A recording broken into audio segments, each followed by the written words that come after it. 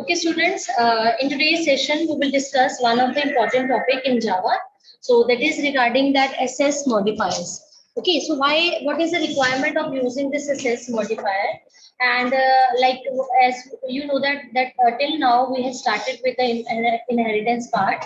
Okay, so in inheritance we have seen that there are that multiple type of inheritance is not feasible to implement it in case of Java. But Java provides us with the facility of interfaces that help us to implement the same. Okay, so what we are doing here, we are going to start with the interface part, but before that, there is some information regarding the SS modifiers that I need to tell you, because we will be requiring all these things while doing all those parts related to the interfaces and the abstract practice. Okay, so what is an SS modifier? That these are that particular thing that help us that how we can assess a particular block, a method, a package, or a class. Okay, so SS modifiers in Java specifies the accessibility or scope of the field, method, constructor, or a class. So basically, SS modifier tell you the scope of the different blocks, methods, constructors that we are using within the program. So we can change the SS level of fields, constructors, or the methods, okay, by applying different SS modifiers on it. Basically, in Java, we are having four type of SS modifier. One is a private, second one is a default, protected, and the public. So meanwhile, you might be clear about this three SS specifiers only, that is private, protected, and public. But in Java, we can also use a default SS modifier.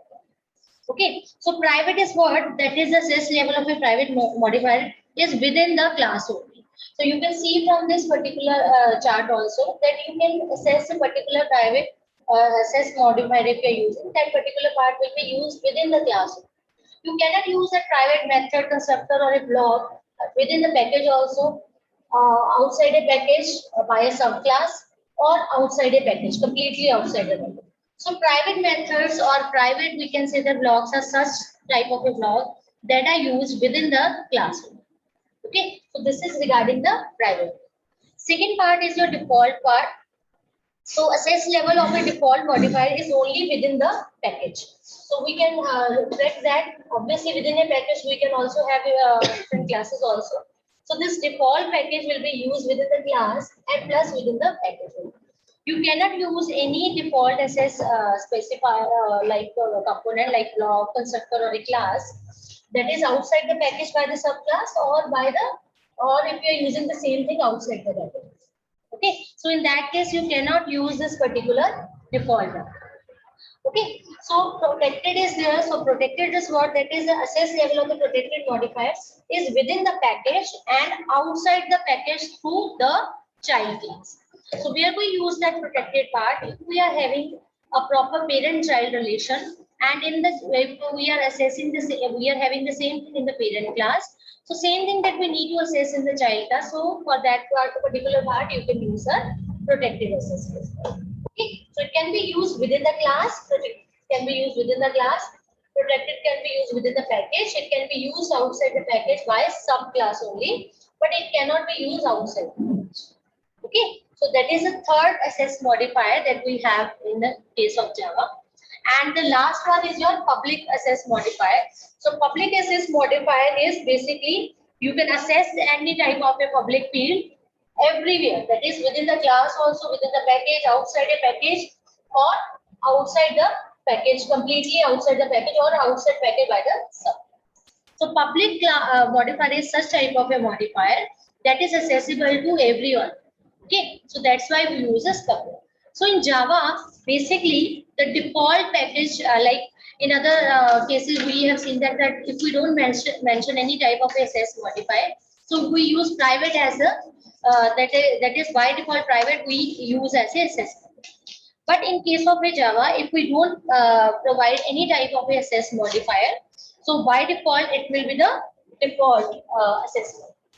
Okay, so in case of Java, so by default, if we don't specify any particular SS modifier, so it will become a default. Okay, so that will be default modifier. Just remember, sometime in a 2 marks question could be asked to you that which is the default package, default SS specified in case of Java. So that is the default. Okay, so you can see that the default modifier is accessible only within the package only. So it has somehow it provides more accessibility than in case of a private. So if we see default package in respect of this private part, so it provides you quite accessibility because you can use the same default method fields within that package. Okay, but if we see according to that protected and the public, so it is quite restrictive also. Because in protected, you can be that particular method or field can be assessed within the by the subclass, and in case of a public, the method, all those things are accessible to everyone. Okay, so this is the main thing that I need to tell you regarding the SS modifier, because shortly we will be doing some interfaces program, we will be doing some like abstract method, and obviously in the case of a packages concept, at that time we will be using this. Okay, so this was all about that SS specifier. Now the next topic that we need to discuss here is that is a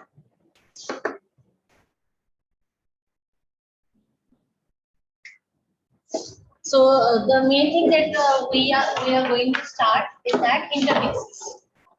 Okay, so that is the interfaces.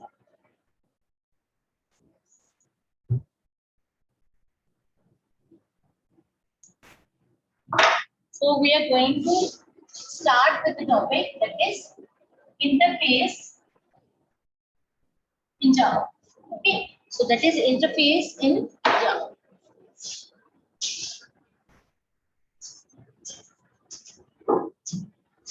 Okay, so what is an interface? That is a blueprint of a class. There are some features of interface that you must remember, that this is a blueprint of the class. Okay, so interface is what we can define it as a blueprint of the class. Okay, so it has static constants. It has static constants and extract methods. So the main thing that you need to remember, that it has static constant and abstract methods. So whatever the things that we are using in case of an interface, it should be a static constant and abstract methods. Okay. Next thing is that it helps us to achieve abstraction. So abstraction is one of the important feature of any object-oriented programming language. So interface provide you with the facility that if we say that Java poses abstraction part, okay, Java just comply with that abstraction part. That is just because of this interfaces. So it helps us in achieving the abstraction. Okay, so we can have only abstract method in case of interface. That you must remember, that abstract method are those methods that that will not have any type of a method word. Okay, so we require some another class to implement the same. So shortly we will discuss about this abstract methods also. So in other words, we can say that that interface has abstract methods and variable. Okay, so abstract methods and variables. So it is not having any type of a method word. Okay, so it is also instantiate. It cannot be. Another feature is that it cannot be instantiated. Instantiated means like we cannot have the object for this particular document. So it cannot be instantiated just like a normal class, just like the abstract class. So normal class can be instantiated. Okay, for normal class we can have object, but if we talk about abstract classes, so also that abstract classes don't have that object, and same it goes for the interface also. Okay, same thing will go for the interface. So mainly why we use this interface in case of Java. So the first reason is that if somebody asks you what are the reasons to use interface in case of Java. So there are main three reasons for that. First is for the abstraction. That if you want to achieve this abstraction part, for that case you require to use this interface. Okay, so if you want to use the abstraction part, for that case you are required to use the interface. Secondly is that it supports multiple inhabitants. It supports multiple inhabitants. It supports multiple inhabitants. So main these two factors are there that why we require interfaces in case of Java. So if somebody asks you that how you can use that interfaces, what is the purpose of using that particular interface, then you can use this concept that why we require interface just to implement the multiple inheritance, and secondly, if you want to achieve abstraction in case of Java, at that time you can use this interfaces. Okay, next is the syntax part. So what is the syntax for interface? For that syntax of interface, we can use a keyword here, that is a interface. We are using a keyword here, that is a interface, and here we can write the interface name. We can mention the interface name here. Okay, and after that we can have that block of code here, starting from this particular bracket till this part. Okay, so here we can have constant fields that I earlier told you, that interface is a collection of constant fields, and abstract methods. Abstract methods. Okay, so this is how you can represent this interface. Okay, so what we require over here, that it will provide you the total abstraction. That interface will always give you 100% abstraction over this. Okay, so how it is possible? Because all the methods in an interface are declared with the empty body. So you have to declare all the methods with the empty body in case of an interface, and all the fields are public, static, and final by default. So by default, either you mention it or not. By default, all the fields will be public, static. It will be public, static, and final. Final by default. It will be public, static, final, but only if you are talking about this interface block. Okay, if you are talking about interface block, so all the fields will be public, static, and the final by default. So we must be requiring a particular class to implement that particular interface. Okay, and which if we are using some class to implement that particular interface, that means we must also implement all the methods that are declared in that particular interface. Okay, so shortly we will discuss one of the example based on that interfaces. So that at that particular part you can be able to understand that how we can implement this one. Okay. So there is another thing that before starting with the program, I need to tell you one more thing.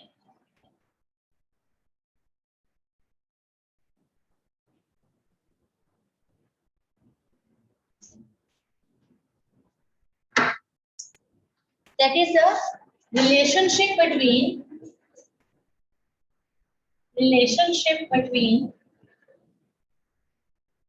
classes and interfaces. Classes and interfaces. Then what is the relationship between a classes and interfaces? So see, you are having one class here. You are having one class here. Your class can extend another class. Okay, your class can extend another class. For that we require the extends keyword. Okay, for that particular part we require a extends keyword over here. Okay, so for that particular part we require the extend keyword. Now let's suppose we are having a class here. Okay, and one interface is there. One class will be there and one interface will be there. So class will implement that particular interface. Class will implement that particular interface. It cannot extend that particular interface. It will implement what it will implement. It will implement all the abstract methods that you have defined under that particular interface. Fine. So class can implement the interface. But if we talk about the relationship between two interfaces, so we can also say that one interface can extend another interface. One interface can extend another interface. Okay, so kindly keep this scenario in your minds, because while developing some particular program, you can see that how we can use what is the relation between all these things. So class can always extend a particular class, but if you want to see the relationship between a class and an interface, so always remember class always has to implement that interface. Okay, for which it required this particular keyword, that is implements. Okay, another part is that interface can extend the another interface over here. Okay, so interface can extend the another interface. So let's start with the program now. So I'm going to switch to my screen over here.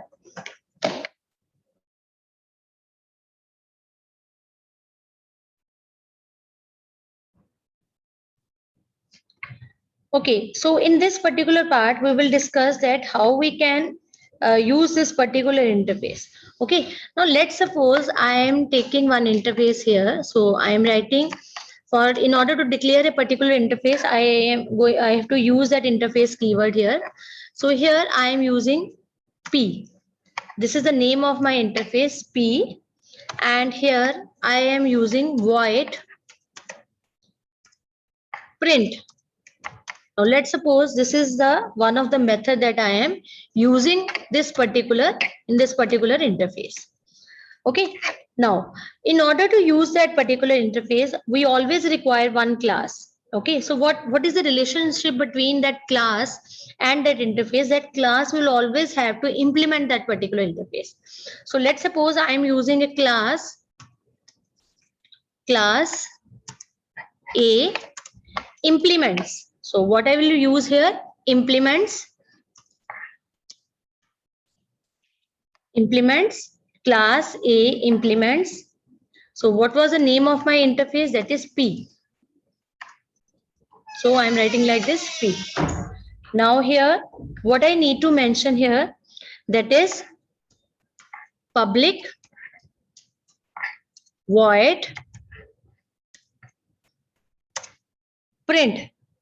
So print was the method that I have defined above. So I'm using public void print, and here what it will do, that this particular class will implement all the methods. So meanwhile I am having only one method here. Okay, so it will implement that particular method here. So here you can use system dot out dot println. Okay, so let's suppose I just print a message here, that is hi. Okay, so I'm printing that particular message, and now I'm going to close this particular class also. Okay, so I have used one class here to implement this particular interface, that is P. So again, okay, I will not I have closed this particular method here, that is void print. Now I will use public static void main function here, that is public static void main, that is string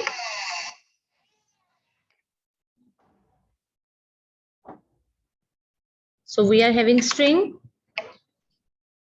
arguments. So let's suppose I am passing this part here.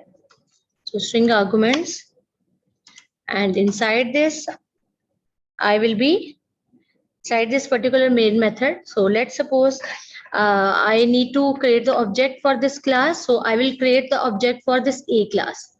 Okay, so I can write like this: A object 1 equal to new A. So A was the name of my class. Okay. So I have allocated that particular memory here. Now with the help of this object part, object one dot, and which method I just want to print, that is here, print method. Okay, so that is your print method here. Okay, so I have closed this main method also, and also I have closed this class also. Okay, so now let's save this program. So what was the name of my class? That is A. So I can like this A, or I just simply change the name of my this class. So I can write like A interface. I can give interface. Okay, A interface. Here also I can mention interface. Okay, so I just save this particular name as A interface dot Java.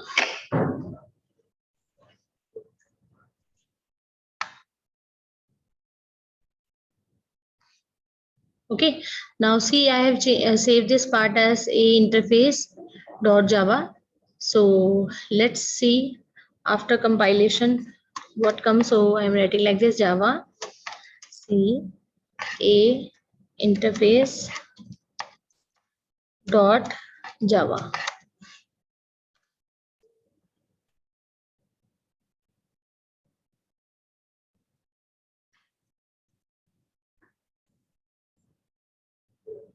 See, so the program has been compiled successfully, and now I will execute this part.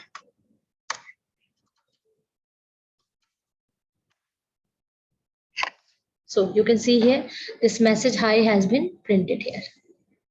Okay, so this was all about that interface part, and rest of the part we will discuss in the next section.